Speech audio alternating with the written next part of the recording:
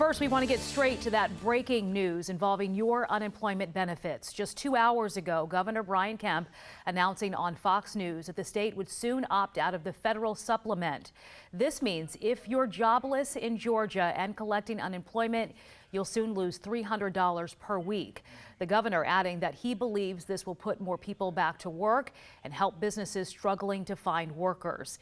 It is expected to go into effect by the middle of next month.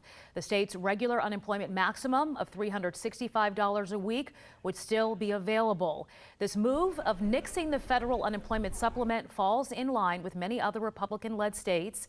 And coming up on 11 Alive News at noon, we're going to hear from the state's labor commissioner, Mark Butler, who's working with the governor on ending the supplement and what it means for Georgians and the state moving forward. The governor's announcement coming on the same day as the U.S. Labor Department's weekly jobless report. The number of Americans seeking unemployment benefits falling to 473,000 last week. Today's report showing a 34,000 application decrease, a new pandemic low. And in Georgia, unemployment applications actually rose by 7,000, increasing from 25,000 to 32,000 last week.